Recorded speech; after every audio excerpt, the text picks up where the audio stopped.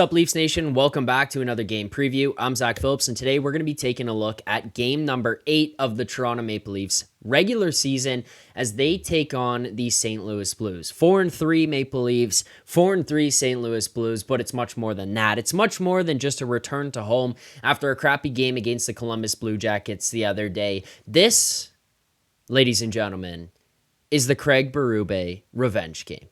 Berube facing off against his former team, the team that he won a Stanley Cup for and was fired from last season. Fans in St. Louis not overly happy with the decision that went on there, but fans in Toronto pretty lucky and pretty happy on the other side that he was able and available during our search for a new coach last season after we let go of head coach Sheldon Keefe after his few years here in Toronto that didn't turn up too much success relative to what we were looking for in the city. So, an opportunity for not only the Leafs to get back on the right foot, but an opportunity for the Leafs to show, hey, we're not going to fold in these big moments against these teams that traditionally we would have. Oh, big game against a team that matters to somebody. Tavares back to the island.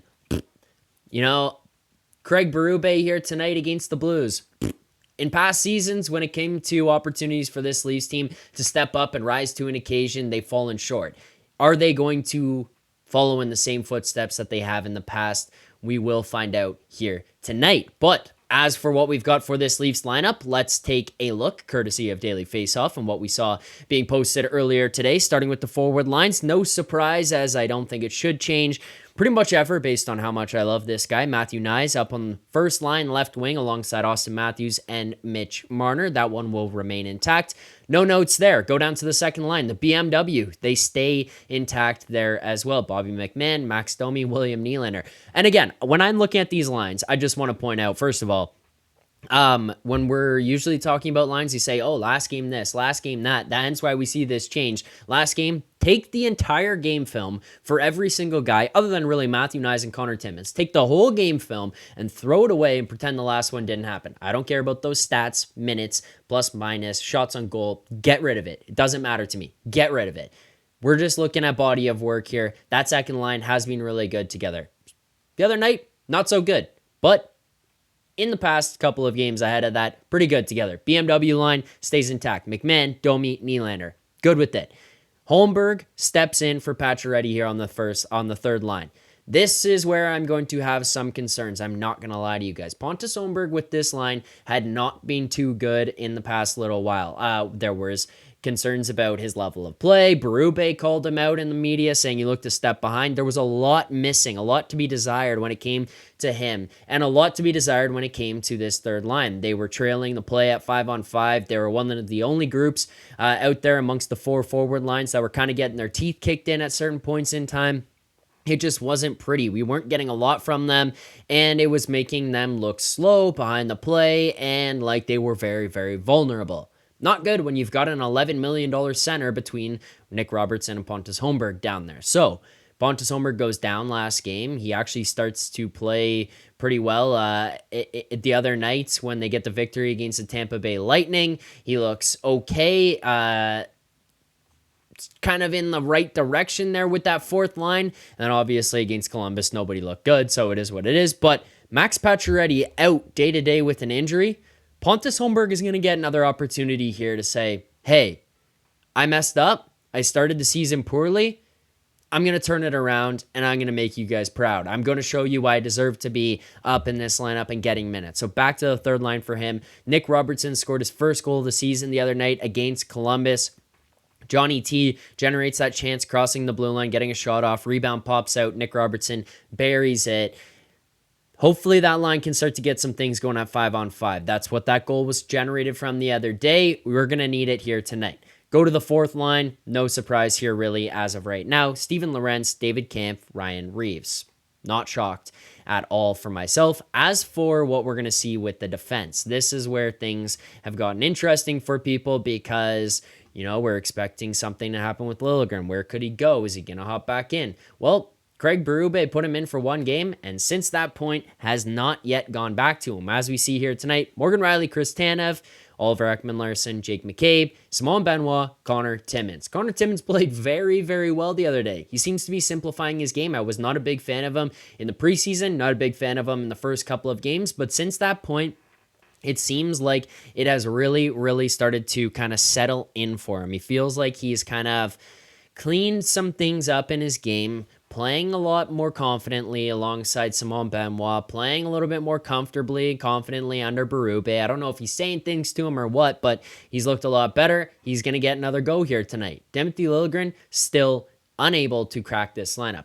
When you slide down to our power play units, Mitch Marner, Tavares, Nylander, Matthews, OEL, no surprise. As for the second unit, Bobby McMahon back in because Pacioretty is out, but outside of that, it remains the same.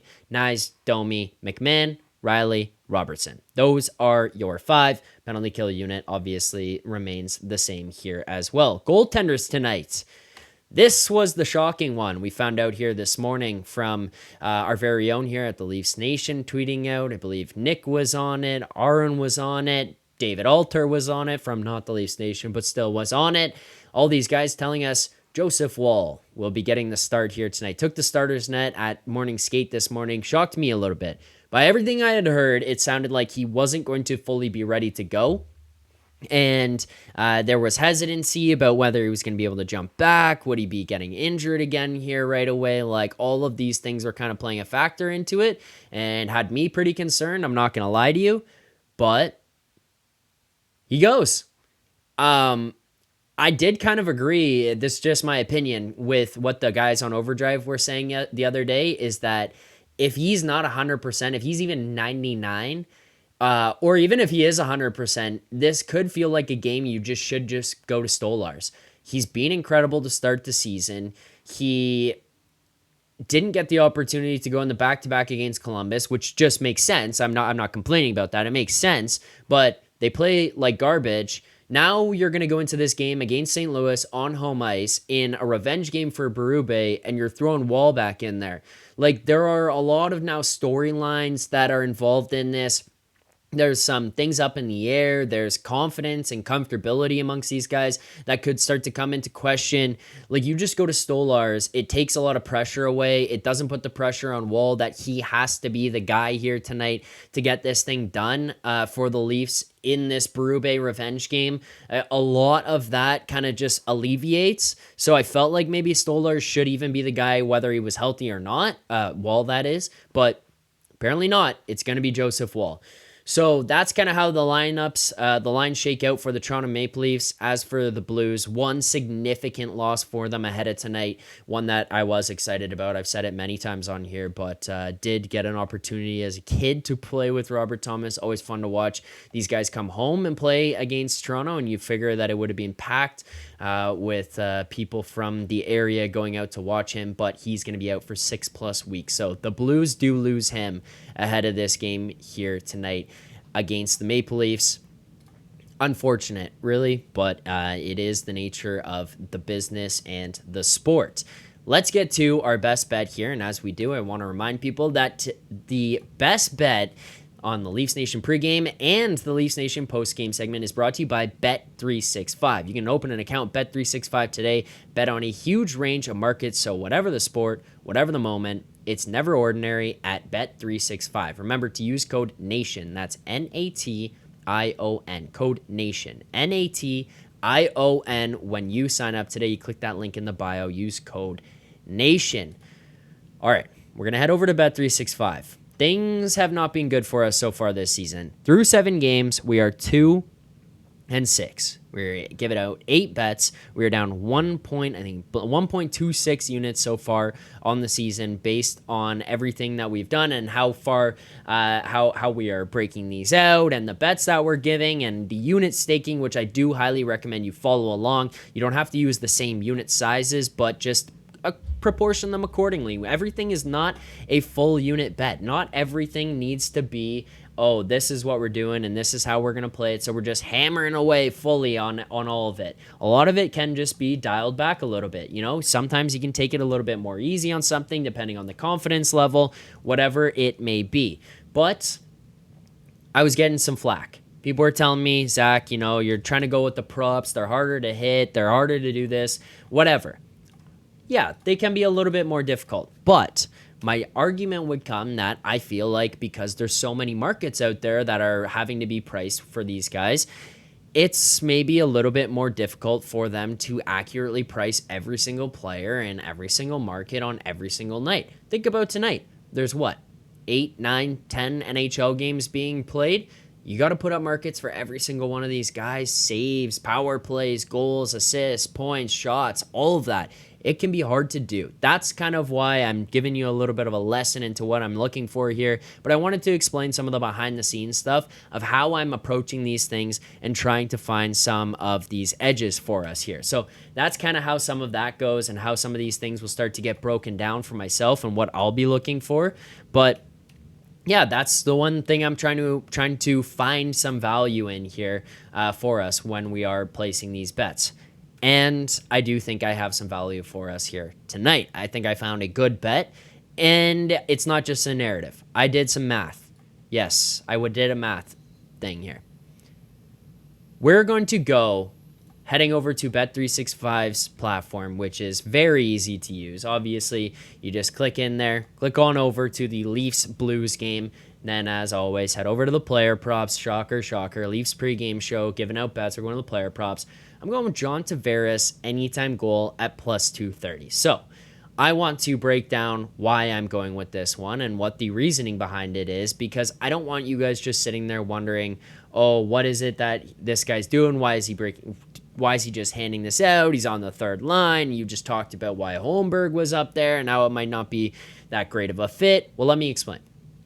First of all, I think that Robertson goal could get some legs going under him. I feel like it could bring some juice to his game from the other day and create a little bit more excitement, a little bit more energy, and now he can feel like he can play without having to grip his stick too tight. I think that helps. I think Pontus Holmberg being a little bit more hungry and not just feeling like he's being gifted a spot on the third line could also help here as well. Hey, you got bumped down to the fourth line.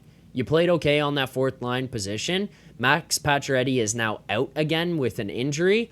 Are you going to step up or not? Those are a couple narrative things that I think fit in. Here is where I go with the numbers, okay? John Tavares on the season as a whole has 2.5 expected goals. He has only scored 2 goals so far this year. He's played in 6 games. He missed one of the games, but he's played in 6 games of the 7. 2.5 expected goals divided by the 6 games would be a 41.66% rate. If you go and convert the odds to the probability of John Tavares scoring at plus 230, that would be a true probability of 30%, meaning that he would score in 30% of the times that they would play this game here tonight against the Blues. First of all, his expected goals is much higher, which I think is accurate. And I think in a game like tonight against the Blues, against a team that I don't think is very good, it should be technically even higher. So the expected goals per game compared to the true odds of 30%, I think has a marginal edge. Obviously, some of those things you have to take into account. Who are they playing? Who were the opponents, et cetera, and I completely understand that, but I'm just laying out to you some of the numbers that I have and some of the differences in the numbers that we're looking at right now. So 41.66% is your expected goals percentage, or expected goals on the season divided by the games played that he has versus the percentage probability of him scoring tonight of 30.3%. And I think that the expected goals in a night like tonight would actually traditionally be higher. So you're getting a bet for 30% likelihood, of which I think should probably actually be around the 43, 44, 45% range, somewhere within there. I'm not the biggest math guy, but I can do some of these simple things. So you get a decent edge on the probability percentage there. The other factor that I want to put in here for people and just kind of explain and see some of the stuff that I'm looking for, his expected goals is higher than the amount of actual goals that he has scored. For a lot of players, that may be a misleading factor because some of these guys may be, oh, you've got a couple of great opportunities, but it doesn't actually resonate in terms of how much you should be scoring or how much you traditionally can or have scored versus what you're doing right now. What I mean by this is that the expected goals percentage of John Tavares or expected goals is higher than the goals scored. Well, His shooting percentage this year is 2.8% lower than his career average. He's currently shooting at a 10% shooting percentage, and in his career, he has been a 12.8% shooting percentage player. I do expect some type of incline. He's only had 2 years in his career where he's shot in 10% expected goal percentage, or 10% shooting percentage, sorry. There's a lot of numbers and stuff being thrown around in my head right now. Shooting percentage. I feel like we get closer to the 12.8%. Maybe not fully there, maybe not past it, but closer. Somewhere within the 10.5 to 11.5 buffer between there throughout the course of the season, and that's where he will land traditionally, which means he will start scoring more and get closer to the expected goals number than his actual goals on the season. I know a lot of you guys are sitting here saying, what the hell are we doing? We're talking about a hockey game and previewing this. Why are we doing all this math? Just wanted to kind of explain to you some of the thoughts behind this one tonight. So we're going to go a half unit on Tavares to score $50 to win profit, that is 65 on the night. Johnny T, anytime goal scorer, and we're going to go $50 to profit 65. That's tonight's best bet. If you did like this one, please hit that like button, subscribe here to the channel. Or actually, that is not a $65 profit. That's a $115 profit. Sorry, math off there as well. But that, if you did like it, make sure to hit that like button, subscribe here to the channel, turn on notifications so you get notified every single time we go live here, including tonight's post-game show where we will be reacting to the Berube revenge game. You want to call in, you want to let us know your thoughts, drop in the chat, any of that kind of stuff. It will be right here following the game on the Leafs Nation After Dark. I will see you guys all then. Appreciate you for now for tuning in. And as always, keep believing. For more content just like this, including game previews, post-game live shows, Leafs Morning Take Monday through Friday with Nick Alberga and Jay Rosehill with special guests, as well as instant reaction videos, make sure to be subscribed here to the Leafs Nation YouTube channel. Turn on notifications so you don't miss anything, and drop a like.